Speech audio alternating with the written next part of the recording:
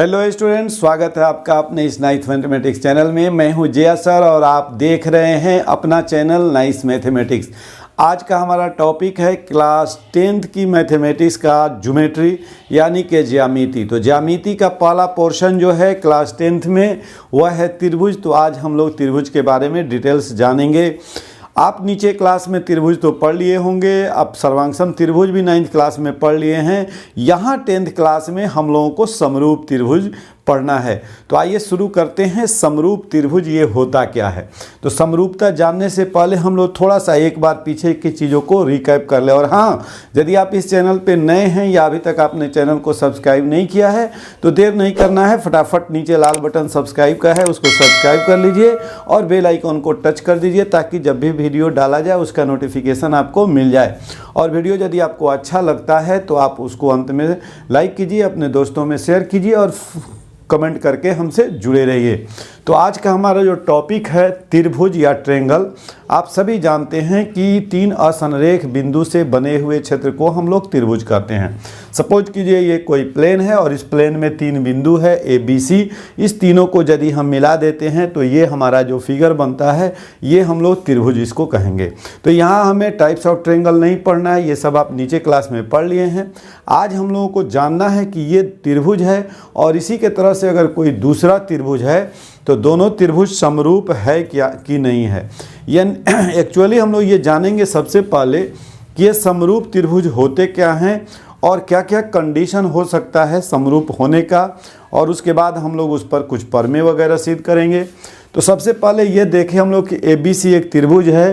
Point A B और सी जहाँ पे दो इसकी भुजाएं मिल रही हैं उसको हम लोग इस त्रिभुज का शीर्ष या वर्टेक्स कहते हैं। ये ए बी, बी सी और ए सी ये तीनों इसकी भुजाएं हैं। इसके अंदर वाले क्षेत्र को हम लोग इंटीरियर रीजन, बाहर वाले क्षेत्र को हम लोग एक्सटीरियर रीजन, और ये ट्रायंगल और इसके अंदर वाले क्षेत्र को हम लोग ट्रायंगुलर रीजन या हिंदी में त्रिभुजीय आकृति बोलेंगे। अब है कि हम समरूप त्रिभुज किसको कहेंगे। तो मान लीजिए एक त्रिभुज ये है और एक दूसरा त्रिभुज है। दो त्रिभुज में एक ऐसा रिलेशन है, उस रिलेशन को हम लोग समरूपता कहेंगे। और दो त्रिभुज मान लीजिए एक ए बी सी है और एक डी ई एफ है। ए बी सी है और एक दूसरा डी ई एफ है। अब इस दो त्रिभुज में एक ऐसा रिलेशन होगा, उस रिलेशन का, उस संबंध का नाम होगा समरूपता, और वह रिलेशन दोनों में बनता है तो ये दोनों त्रिभुज समरूप कहलाएंगे। तो त्रिभुज समरूप होने से पहले हम लोग ज्यामिति में समरूपता के बारे में जान लें। कोई भी दो आकृति है, ये जरूरी नहीं कि मान लीजिए दोनों त्रिभुज है, कोई भी दो सेम आकृति है, जैसे दो चतुर्भुज है, दो आयत है, दो वर्ग है, दो रेखाखंड है, दो वृत्त है, तो वे आपस में समरूप कब होंगे? तो समरूप होने के लिए दो शर्त का होना आवश्यक है। पहली शर्त यह है कि दोनों के भुजाओं का अनुपात जो है वह बराबर हो, यानी उनकी भुजाएं समानुपातिक हों और उनके कोण जो हैं वह बराबर हों, यानी दोनों आकृति जो है वह समान कोणिक हों। तो वह दोनों त्रिभुज हो या चतुर्भुज हो या जो भी ज्यामितीय आकृति हो वह दोनों समरूप कहलाएंगे। दो ज्यामितीय आकृतियाँ जिनकी भुजाओं का अनुपात बराबर हो और जिनके कोण एक दूसरे के बराबर हों तो ऐसी आकृति को हम लोग समरूप आकृति कहेंगे। जैसे सपोज कीजिए दो वर्ग है, एक वर्ग है A B C D, A B C D, और एक दूसरा वर्ग है ई एफ जी एच।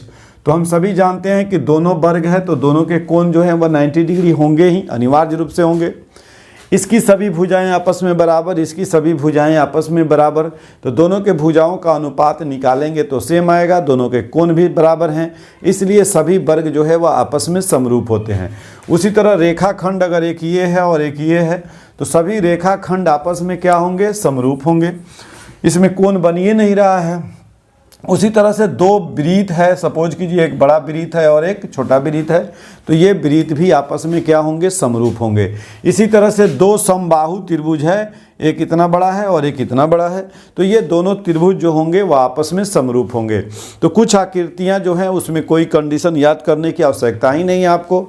जैसे दो वृत्त समरूप होते हैं, दो रेखाखंड समरूप होते हैं, दो वर्ग समरूप होते हैं, दो समबाहु त्रिभुज समरूप होते हैं, ये ऑटोमेटिकली समरूप होगा ही, इसमें सिद्ध करने की आवश्यकता ही नहीं। क्लियर कंसेप्ट यहाँ कर लेना है। दोनों समबाहु त्रिभुज है तो दोनों के कोण 60-60 होंगे ही, इसका भी सभी कोण 60, इसका भी सभी कोण 60, तो इसके कोण इस कोण के बराबर हो गए। और भुजा का इसकी तीनों भुजा आपस में बराबर है, इसकी भी तीनों भुजा आपस में बराबर है। तो जब भुजा का अनुपात आप निकालेंगे तो भुजा का अनुपात भी बराबर होगा। तो ये सब आकृतियाँ समरूप होती हैं। अब हमें 10th क्लास में पढ़ना है समरूप त्रिभुज। तो ये समरूप त्रिभुज क्या होता है ये जानेंगे हम लोग। तो कह रहा है कि दो त्रिभुज समरूप आपस में तब होगा जब दोनों के भुजाओं का अनुपात बराबर हो। यानी ABC एक त्रिभुज लिए और एक DEF त्रिभुज लिए, तो अब ये दोनों त्रिभुज समरूप तब कहलाएगा जब AB बटा इसका कोरिस्पोंडिंग साइड मान लीजिए हम DE लेते हैं, ये बराबर हो BC बटा EF के और ये बराबर हो AC बटा DF के। तो इसके कोरिस्पोंडिंग साइड्स आपस में क्या हो गया, समान अनुपात में हो गए, रेशियो इनका बराबर हो गया। अब इसके कोण इसके बराबर, यानी कोण A बराबर हो गया कोण D के, कोण B बराबर हो गया कोण E के और कोण C बराबर हो गया कोण F के। तब ये दोनों त्रिभुज आपस में क्या कहलाएंगे, समरूप कहलाएंगे। तो ये 3 कंडीशन और ये 3 कंडीशन।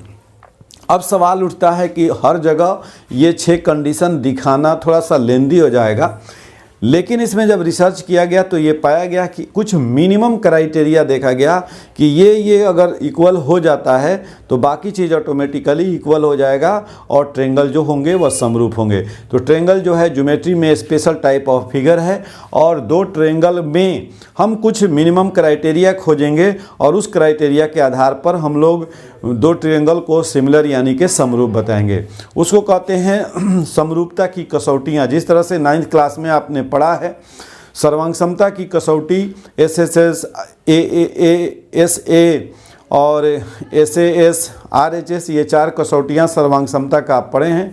उसी तरह से यहाँ भी हम लोग समरूपता की कुछ कसौटियाँ देखेंगे, उसको प्रूफ करेंगे। फिलहाल हम लोग ये समझ लिए कि ये त्रिभुज और ये त्रिभुज समरूप तब होगा जब इसके भुजाओं का अनुपात और इसके साथ बराबर हो और इसके कोण के बराबर हों। ये त्रिभुज में ही नहीं सभी ज्यामितीय आकृतियों में होंगे। लेकिन हम लोग बाद में इसी चैप्टर में एक्सरसाइज 6.1 के बाद ये देखेंगे समरूपता की कसौटियाँ। तो फिलहाल हम लोग एक्सरसाइज 6.1 शुरू करते हैं। उस 6.1 के बाद हम लोग देखेंगे कि वह मिनिमम क्राइटेरिया क्या है कि दो ट्रायंगल आपस में समरूप हो जाएं। तो आइए शुरू करते हैं एक्सरसाइज 6.1। हाँ तो स्टूडेंट्स एक्सरसाइज 6.1 में वेरी सिंपल क्वेश्चंस वगैरह है। अभी जो समरूपता का कंसेप्ट आपको हम दिए हैं, एक चीज़ हमेशा याद रखना है कि दो एक तरह की आकृति ही समरूप होंगी। तो समरूप पर डिटेल्स हम लोग चर्चा फिर अगले टॉपिक पर करेंगे आगे इस एक्सरसाइज के बाद, कि दो त्रिभुज या दो कोई भी आकृति समरूप कहने का मतलब उनका सेम शेप हो और डिफरेंट साइज हो। एक जैसी आकृति होना अनिवार्य है। दो आकृति अगर है और दोनों एक जैसा नहीं है तो उसमें समरूपता का रिलेशन बनेगा ही नहीं। जैसे कोई त्रिभुज है और कोई चतुर्भुज है, या कोई वृत्त है और कोई आयत है, तो या कोई वर्ग है कोई आयत है, तो डिफरेंट तरह की आकृति में ये रिलेशन बनेगा ही नहीं। समरूप तभी कहलाएगा जब दोनों का शेप सेम हो और दोनों का साइज डिफरेंट हो। जैसे आपका फोटोग्राफ है, अगर एक ही बार फ़ोटो खिंचवाते हैं, एक ही निगेटिव से एक छोटा फ़ोटो बना लेते हैं, एक बड़ा फ़ोटो बनाते हैं, तो ये दोनों आपस में समरूप हो सकता है। दो डिफरेंट चीज़ के फ़ोटो है तो वह समरूप नहीं होगा। तो उसी तरह से यहाँ ज्यामिति में अगर सेम शेप वाले आकृति है और उनका साइज डिफरेंट है तब उसको हम लोग समरूप कहेंगे। तो यहाँ समरूपता के कंसेप्ट को थोड़ा सा क्लियर करने का प्रयास किया गया है। ये प्रश्नावली आपके समय को बचाने के लिए यहाँ फिल इन द ब्लैंक से कुछ क्वेश्चन है हम लिख दिए हैं। जैसे यहाँ कह रहा है कि साइड में जो दिया गया है दो वर्ड, इसमें से जो एप्रोप्रिएट होगा, जो एक्यूरेट सही हो, उसको इस खाली जगह में भरना है और जो गलत है उसको छोड़ देना है। तो जैसे पहला है कि सभी वृत्त होते हैं, तो अभी आपको बताए हम कि वृत्त में क्या होता है, एक त्रिज्या होती है और उसी से वृत्त का कंस्ट्रक्शन हो जाता है।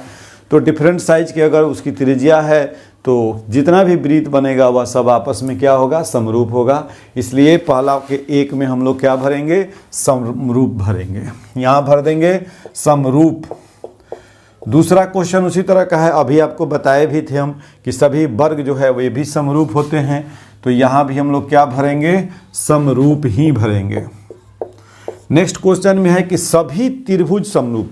अब यहाँ समद्विबाहु है और समबाहु है, तो समद्विबाहु त्रिभुज सभी समरूप नहीं होगा, समबाहु त्रिभुज समरूप होगा, इसलिए यहाँ देंगे हम समबाहु त्रिभुज। सभी समबाहु त्रिभुज समरूप होते हैं। चौथा में है भुजाओं की समान संख्या वाले। अब देखिए भुजा की संख्या अगर डिफरेंट हो गया तो समरूप सर्वांग होगा ही, लागू ही नहीं होगा।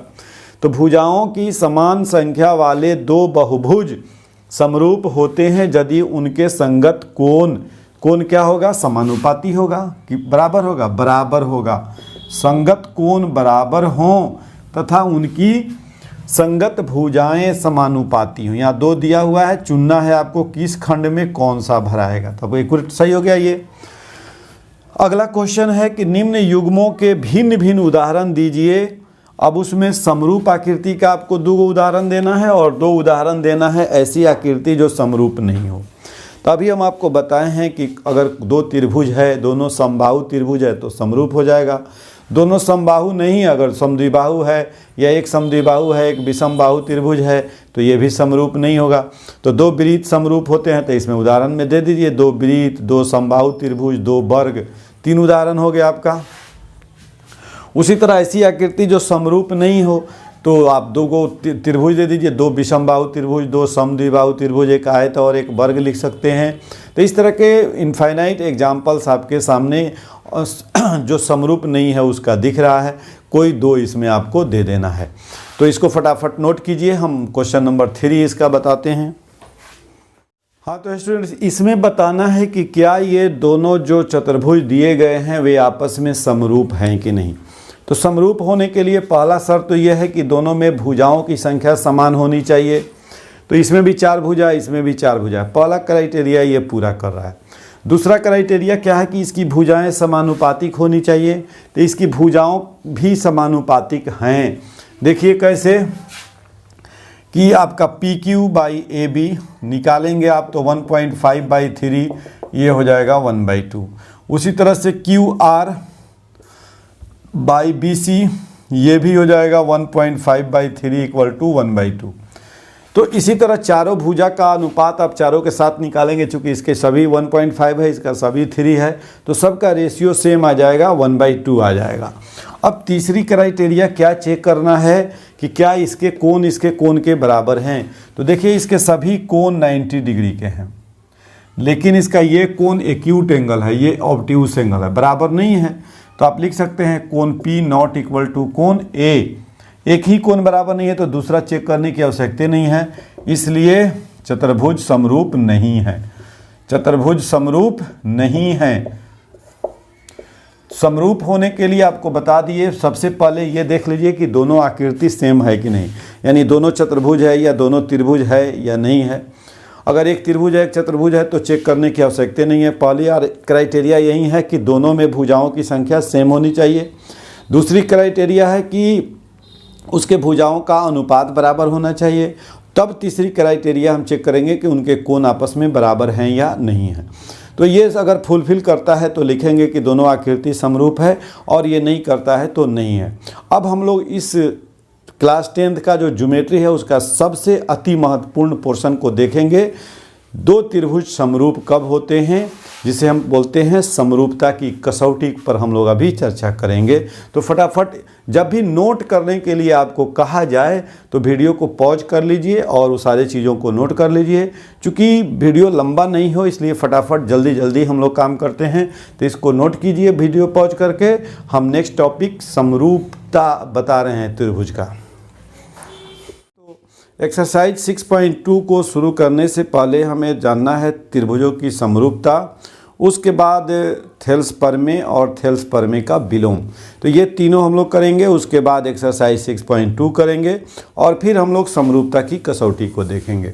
तो 2 त्रिभुज समरूप कब होता है ये तो आपको हम बता ही दिए हैं कि 2 त्रिभुज समरूप होगा यदि वे समान कोणिक हों, यानी एक त्रिभुज के तीनों कोण दूसरे त्रिभुज में संगत कोण के बराबर हों और उनकी भुजाएं समानुपातिक हों, यानी दोनों त्रिभुज की भुजाओं का अनुपात बराबर हो। तो इतना बात जानने के बाद हम लोग अब थेल्स प्रमेय को सिद्ध करेंगे, और थेल्स प्रमेय को सिद्ध करने के बाद तब हम लोग एक्सरसाइज 6.2 करेंगे, और उसके बाद सर्वांग समता की कसौटियाँ जानेंगे और उन सभी कसौटियों को बारी बारी से हम लोग सिद्ध करेंगे।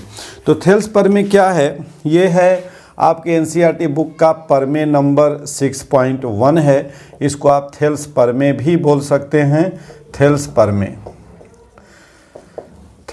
यदि किसी त्रिभुज के एक भुजा के समानांतर, तो मान लीजिए आपकी एक त्रिभुज है, इसका नाम दे दीजिए ABC, ABC। इसमें किसी एक भुजा के समानांतर, तो मान लीजिए हमने BC के समानांतर एक रेखा खींचा, अन्य दो भुजाओं को भिन्न भिन्न बिंदुओं पर प्रतिच्छेद करती है। तो दो भिन्न बिंदु पर प्रतिच्छेद की, एक का नाम दे दिए D और एक का नाम दे दिए E। करने के लिए एक रेखा खींची जाए तो ये अन्य दो भुजाएं एक ही अनुपात में होती हैं। कहने का मतलब है कि ये थेल्स थ्योरम में एक त्रिभुज ABC है और ABC में BC के समानांतर एक रेखा खींची गई है DE। अब ये AD और DB का अनुपात AE और EC के अनुपात के बराबर होगा, ये हमें सिद्ध करके दिखाना है। ये जो रेखा खींचे इसका नाम दे दिए L। तो जैसा कि आपको मालूम है, किसी भी थ्योरम को सिद्ध करने के लिए हमें कुछ इन्फॉर्मेशन लिखना होता है। पहले हम लोग लिखते हैं दिया हुआ है, उसके बाद हम लोग सिद्ध करना है, और आवश्यकता पड़ती है तो रचना लिखते हैं, और रचना की आवश्यकता नहीं है तो नहीं लिखते, और अंत में हम लोग उस थ्योरम को सिद्ध करने के लिए प्रमाण देते हैं। तो आइए बारी बारी से इन सभी चीज़ों को हम करते हैं। सबसे पहले हम लिखेंगे दिया हुआ है। तो इसमें दिया हुआ है क्या? अब हम त्रिभुज का यहाँ नाम देंगे। दिया हुआ है ABC एक त्रिभुज है। क्या है? एक त्रिभुज है जिसमें DE समानांतर खींचा गया है, किसके? BC के। ये इतना इन्फॉर्मेशन दिया गया है। ABC त्रिभुज का नाम दे दिए। ABC एक त्रिभुज है जिसमें BC के समानांतर क्या है? DE है।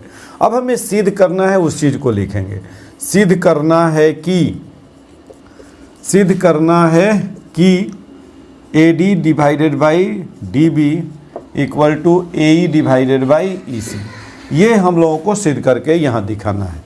यानी इस प्रमेय में दिया हुआ है ABC एक त्रिभुज जिसमें BC और DE समानांतर है। सिद्ध करना है कि AD और DB का अनुपात AE और EC के अनुपात के बराबर होगा। तो इसके लिए अब कुछ रचना भी हमें करना पड़ेगा, उसको करेंगे।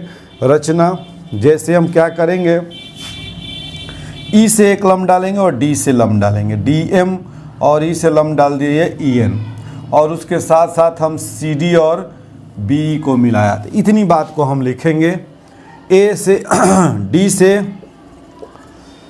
AC पर DM तथा E से AB पर EN लम्ब डाला। ये हमने डाला, इसलिए अपनी भाषा में लिखना है डाला। तथा BE और CD को मिलाया, तथा BD और CE को मिलाया, मिला दिए। अब हमें प्रमाण देना है, और उस प्रमाण में हमें दिखाना है कि AD बाई DB बराबर किसके है? AE बाई EC के। तो इतना फटाफट आप नोट कर लीजिए, हम प्रमाण लिखते हैं। अब बच्चों, प्रमाण में हमें ये सिद्ध करना है कि AD बाई DB बराबर AE बाई EC। जैसा कि हम लोग जानते हैं, त्रिभुज का क्षेत्रफल बराबर होता है 1/2 गुने आधार गुने ऊंचाई।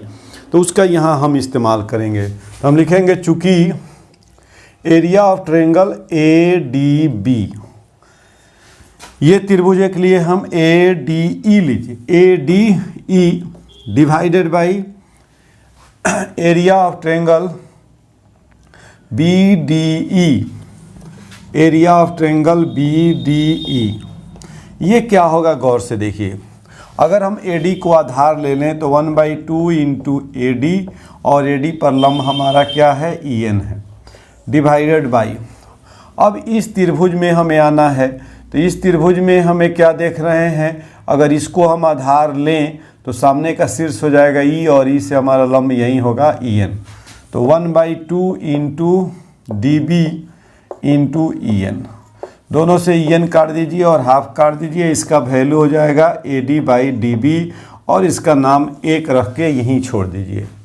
अब आ जाइए फिर तथा अब हम क्या करेंगे, एक त्रिभुज ऊपर वाला ही लेंगे, लेकिन अब हम दूसरे स्टेप में ये त्रिभुज नहीं ले करके हम ये त्रिभुज लेंगे सी डी ई। तो क्या लिखेंगे यहाँ, area of triangle A D E divided by area of triangle C D E. अब देखिए त्रिभुज हमने ए डी ई ही लिया, पहले वाले केस में भी इसमें भी, लेकिन अब हम आधार ए डी को नहीं ले करके किसको लेंगे, ए ई को लेंगे। तो ये हो जाएगा 1/2 गुने आधार ए ई, और ए ई पर लंब क्या है हमारा, डी एन है, तो इसको लिख देंगे हम डी एम डिवाइडेड बाई 1/2। अब इस त्रिभुज का आधार ले लीजिए ई सी, और जब ई सी लेंगे आप आधार तो यहाँ से लंब जो है वह डी एम ही है, तो ये डी एम से डी एम और हाफ से हाफ कैंसिल हो जाएगा, ये बचेगा आपका ए ई डिवाइडेड बाई डी ई सी। अब गौर कीजिए इक्वेशन 1 और 2 को। इक्वेशन 1 में ये दो त्रिभुज का area A D by D B के बराबर है, और इक्वेशन 2 में ये एरिया का रेशियो जो है ए ई बाई ए सी के बराबर, इसी के बराबर है।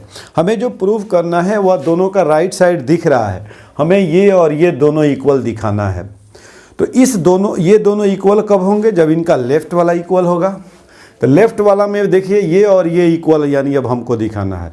इस दोनों में भी अब गौर से देखिए, दोनों का ऊपर वाला ट्रायंगल का एरिया हमें सेम दिख रहा है। अब छोटी सी एक इन्फॉर्मेशन हमें चाहिए कि इस ट्रायंगल का एरिया और इस ट्रायंगल का एरिया बराबर हो जाए, यानी area of triangle B D E बराबर हो जाए किसके, area of triangle C D E के।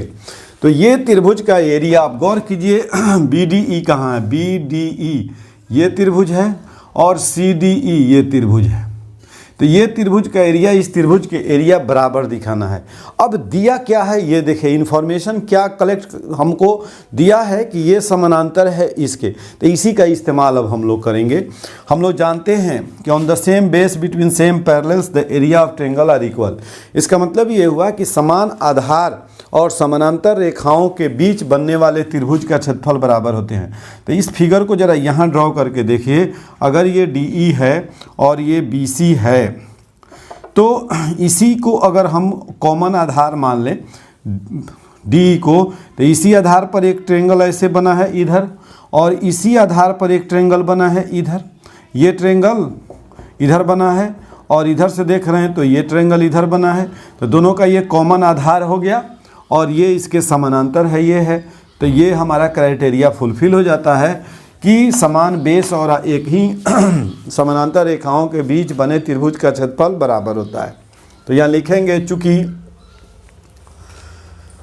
समान आधार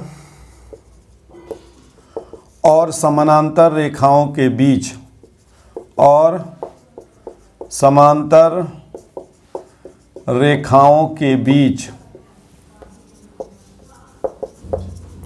बने त्रिभुज का क्षेत्रफल बराबर होता है। तो लिखेंगे यहाँ DE समान आधार है तथा DE समानांतर BC है, इसलिए एरिया ऑफ ट्रायंगल BDE बराबर हो गया एरिया ऑफ ट्रायंगल CDE के। तो ये दोनों बराबर हो गया। इससे हमें क्या मिला, एरिया ऑफ ट्रायंगल, दोनों के ऊपर AD बैठा दीजिए, ADE divided by area of triangle BDE बराबर हो गया, इसके ऊपर कर देंगे area of triangle ADE divided by area of triangle CDE implies. अब ये चीज़ और ये चीज़ बराबर कर दिए, ये इसके बराबर हो गया। तो ये किसके बराबर है, AD के, AD बटा DB, और ये है AE बटा EC के। इस तरह से ये हमारा थ्योरम 1 जो है वह प्रूव्ड हो गया। तो किसी भी थ्योरम को प्रूव करने के लिए जो इन्फॉर्मेशन थ्योरम में दिया हुआ है उस पर बारीकी से ध्यान देंगे, उसका इस्तेमाल करेंगे, थ्योरम प्रूव हो गया। अब आगे हमें ये याद रखना है, हमेशा इसका इस्तेमाल करना है। एक्सरसाइज 2 में भी हम इस्तेमाल करेंगे, आगे भी इस्तेमाल करेंगे कि त्रिभुज में यदि किसी एक भुजा के समानांतर कोई रेखा इस तरह से खींची जाए कि वह दो रेखाओं को काट रहा है, तो अगर समानांतर है तो वह समान अनुपात में काटेगा। अब हम लोग इसका विलोम प्रूफ करेंगे कि अगर हम किसी त्रिभुज के में एक ऐसी रेखा खींचते हैं जो दो भुजाओं को समान अनुपात में काटती है, तो वह तीसरी भुजा के समानांतर होगी, यानी जस्ट इसका विलोम होगा। तो इसको फटाफट आप नोट कीजिए, हम लेके आते हैं इसका विलोम। हाँ तो बच्चों, थेल्स प्रमेय का विलोम है कि यदि एक रेखा किसी त्रिभुज की दो भुजाओं को एक ही अनुपात में काटती है या एक ही अनुपात में विभाजित करे, तो वह तीसरी भुजा के समानांतर होती है। यानी कहने का मतलब है कि यहाँ हमारा फिगर जो होगा वैसे ही ड्रॉ करेंगे, एक त्रिभुज लेंगे, इसका नाम दे देंगे ABC। अब यहाँ देखिए, पहले हमारे पास समानांतर दिया हुआ था, अब समानांतर नहीं दिया हुआ है। अब एक रेखा है, मान लीजिए L, जो BC को D और E पर काटती है। इस तरह से काटती है कि AD बाई DB बराबर है AE बाई EC के। तो हमें प्रूव करके दिखाना क्या है कि AD बाई ये D जो होगा वह समानांतर होगा किसके, BC के। तो इसके लिए हम लोग क्या करते हैं, थोड़ी देर के लिए कंट्राडिक्शन का इस्तेमाल करते हैं। गणित में आप कंट्राडिक्शन मेथड समझ लीजिए कि जब कोई चीज़ सीधा प्रूफ नहीं हो तो वहाँ हम क्या करते हैं, कंट्राडिक्शन का इस्तेमाल करते हैं। यानी हम मान लेते हैं कि ऐसा नहीं है, ऐसा नहीं है, और तब उसके पक्ष में हम अपना तर्क देते हैं और अंत में तर्क जा कर के हमारा फेल कर जाता है। इसका मतलब जो हम माने हैं वह गलत है। तो हम थोड़ी देर के लिए मान लेते हैं कि यह जो रेखा हम L खींचे हैं वह इस BC के समानांतर नहीं है। तो सपोज कीजिए अगर ये L BC के समानांतर नहीं है तो कोई ना कोई एक रेखा हम D से खींच सकते हैं जो BC के समानांतर हो। सपोज कीजिए अगर ये रेखा है आपका BC और यहाँ एक कोई बिंदु है D, तो एक रेखा के समानांतर एक बिंदु से एक रेखा खींची जा सकती है। तो अगर ये समानांतर नहीं है तो कोई ना कोई एक रेखा होगी जो BC के समानांतर होगी। तो हम मान लेते हैं कि DF जो है वह BC के समानांतर है। कौन समानांतर है, DF। तो लिखेंगे, पहले दिया हुआ है कि ABC एक त्रिभुज है, एक त्रिभुज है जिसमें AD बाई DB बराबर है AE बाई EC के। अब सिद्ध क्या करना है, सिद्ध करना है कि D समानांतर है किसके, BC के। अब यहाँ रचना में लिखेंगे, मान लिया कि D BC के समानांतर नहीं है। मान लिया कि D और BC समांतर नहीं है, तो D से BC के समांतर DF खींचा। क्या खींचा, DF। अब हम यहाँ पर मान देंगे, दिया क्या है इसको लिखिए, दिया हुआ है, चाहे ऐसे लिखिए इसको, सिंस AD बाई DB बराबर है आपका AE बाई EC के। ये क्वेश्चन में दिया हुआ है, यहाँ कारण आप लिख सकते हैं, दिया हुआ है, इसका नाम दे दीजिए 1। कोई भी लाइन जब आप भी कोई भी स्टेटमेंट ज्योमेट्री में लिखेंगे तो हमेशा ये ध्यान रखना है कि उसका तर्क लिखना जरूरी है। ये दोनों बराबर क्यों है, क्योंकि ये दिया हुआ है। तो ये दिया हुआ है, इसका नाम हम दे दिए 1। अब देखिए रचना में हम लोगों ने क्या लिया है कि DF समानांतर किसके, BC के। तो इसको हम लोग लिखेंगे यहाँ,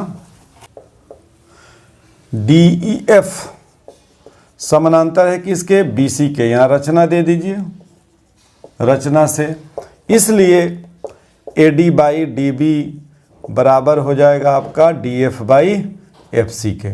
यहाँ कारण आप लिख सकते हैं थेल्स प्रमेय से। किस प्रमेय से, थेल्स प्रमेय से, अभी जो आपने प्रूफ किया उस प्रमेय से। इसका नाम दे दीजिए 2। अब 1 और 2 को कंपेयर कीजिए, तो लिखेंगे 1 और 2 से, 1 और 2 से कंपेयर करेंगे तो यहाँ AD है, यहाँ भी AD है, यहाँ DB है, यहाँ भी DB है, तो दोनों का लेफ्ट साइड इक्वल है। तो दोनों का जब लेफ्ट इक्वल है तो दोनों का राइट भी इक्वल होगा। तो DF बाई FC बराबर हो गया किसके, AE बाई EC के। 1 और 2 से हमें क्या मिला, DF बाई FC बराबर DE बाई EC के। अब इसको गौर कीजिए, DF बाई FC है तो DF प्लस FC क्या हो जाएगा, AC, और इधर भी क्या है, AE बाई EC है, तो AE बाई EC क्या हो जाएगा, ये भी AC हो जाएगा। तो हमारा कुछ काम आसान हो जाएगा। वीडियो को पॉज करके ये पोर्शन आप नोट कर लीजिए, क्योंकि आवश्यकता पड़ने पर बार बार मिटाना पड़ता है। तो आपको जहाँ मौका मिले, जहाँ बोर्ड स्पष्ट दिखाई दे, वहीं पॉज करके बैक करके उसको या आगे करके उसको वहाँ नोट कर लेना है। अब ये हम क्या करते हैं, दोनों को जोड़ने पर हमारा सेम चीज़ आ रहा है, तो DF बाई FC प्लस 1 इधर कर देते हैं और AE बाई EC प्लस 1 इधर कर देते हैं। उम्मीद है कि आप नोट कर लिए होंगे। अब क्या करेंगे हम, गौर कीजिए, यहाँ जब ये जोड़ेंगे तो DF प्लस, यहाँ कुछ छोड़ दीजिए, FC है, यहाँ क्या है, FC, तो DF बाई FC है तो ये 1 से गुना होगा, FC by FC equal to AE plus EC by EC। अब DF प्लस FC अभी बताए कि ये हो रहा है AC बाई FC और ये हो जा रहा है हमारा AC बाई EC। दोनों का ऊपर वाला कैंसिल होगा तो क्या हो जाएगा, FC इक्वल टू EC। अब गौर कीजिए, फिगर पर आइए, FC और EC दोनों इक्वल, यानी यहाँ से F से C की दूरी और E से C की दूरी बराबर कह रहा है, यानी इस बिंदु से भी C की दूरी और इस बिंदु से भी C की दूरी ये बराबर संभव है, नहीं है। ये कंट्राडिक्शन क्यों उत्पन्न हुआ, क्योंकि हमने मान लिया है कि ये DE जो है वह BC के समानांतर नहीं है, तो हम DF समानांतर खींचे हैं। इसका मतलब ये जो हम माने हैं वही गलत हो गया। तो यहाँ इसको और हम एक्सप्लेन कर देते हैं। FC इक्वल टू EC, यह तभी संभव है जब E और F एक ही बिंदु हो, अतः हमारी मान्यता गलत है, इसलिए DE समानांतर क्या हो गया, FC के, और प्रूव्ड हो गया। तो इस तरह से हम लोग थेल्स प्रमेय को प्रूव किए, थेल्स प्रमेय के विलोम को प्रूव किए। अब इन सभी चीज़ों को हम याद रखेंगे, तब जा कर के हमारा एक्सरसाइज 6.2 बहुत ही आसान हो जाएगा। तो फटाफट इस सारी चीज़ों को आप नोट कर लीजिए। और इसमें मेन चीज़ जो है वह क्या मिला आपको, कि कोई भी दो ज्यामितीय आकृतियाँ समरूप होगी यदि वे समान कोणिक हों और भुजाएं उनके समानुपातिक हों। उसी तरह से त्रिभुज भी दो समरूप तब होगा जब एक त्रिभुज के संगत कोण दूसरे त्रिभुज के संगत कोण के बराबर हो और एक त्रिभुज की भुजाएं दूसरे त्रिभुज के साथ अनुपात में भी बराबर हो। और उसके साथ हम लोगों ने थेल्स थ्योरम पढ़ा कि अगर कोई त्रिभुज है और उसमें एक भुजा के समानांतर कोई रेखा खींची जाती है तो वह दो भुजाओं को समान अनुपात में काटती है। और जस्ट इसका उल्टा भी हम लोगों ने प्रूव किया कि यदि कोई रेखा किसी त्रिभुज की दो भुजाओं को समान अनुपात में काटती है तो वह तीसरी रेखा के यानी तीसरी भुजा के समानुपाती होती है। तो इन सब चीज़ों का इस्तेमाल हम अगले एक्सरसाइज 6.2 में शुरू करेंगे। तो यदि ये वीडियो आपको अच्छा लगा हो तो इसे आप लाइक कीजिए, अपने दोस्तों में शेयर कीजिए और कमेंट करके हमसे जुड़े रहिए। और यदि आप चैनल को सब्सक्राइब नहीं किए हैं तो फटाफट से चैनल को सब्सक्राइब करके बेल आइकॉन को दबा दीजिए। हम अगले वीडियो में मिलते हैं एक्सरसाइज 6.2 के साथ। Okay, thank you.